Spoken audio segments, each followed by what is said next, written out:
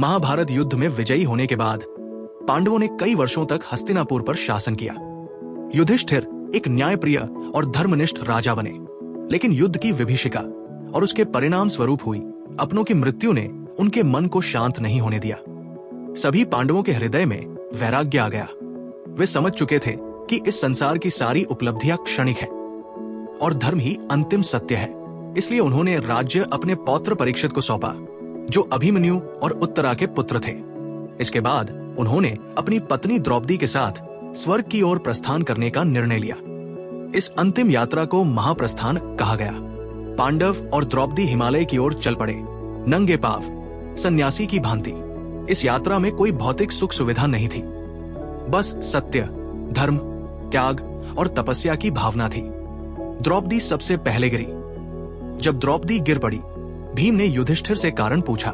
युधिष्ठिर बोले, उसने 5 पांडवों से प्रेम का व्रत लिया था, लेकिन वो अर्जुन से सबसे अधिक प्रेम करती थी।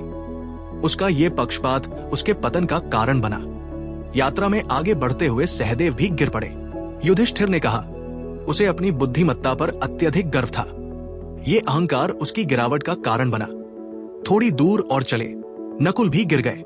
युधिष्ठिर बोले, वो अपने रूप और सौंदर्य पर अभिमान करता था, ये उसका दोष था। कुछ दूर आगे चलने पर अर्जुन भी गिर पड़े। युधिष्ठिर ने कहा, उसे अपने युद्ध कौशल पर अत्यधिक गर्व था।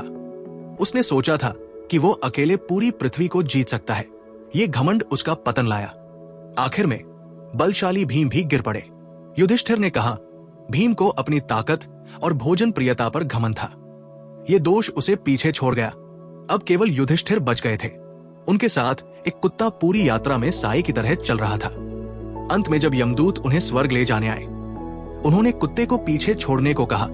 युधिष्ठिर बोले, ये कुत्ता मेरे साथ अंतिम समय तक रहा है, मैं इसे छोड़कर नहीं जाऊंगा। यदि इसे स्वर्ग में नहीं ले जाया जा सकता तो मैं भी स्वर्ग नहीं जाऊंगा। ये सुनकर वो कुत्ता अपने वास्तविक रूप में प्रकट हुआ। वो स्वयं यमराज थे, जो युधिष्ठिर की धर्मनिष्ठा और करुणा की परीक्षा ले रहे थे। इस परीक्षा में सफल होकर युधिष्ठिर को जीवित ही स्वर्ग में प्रवेश मिला।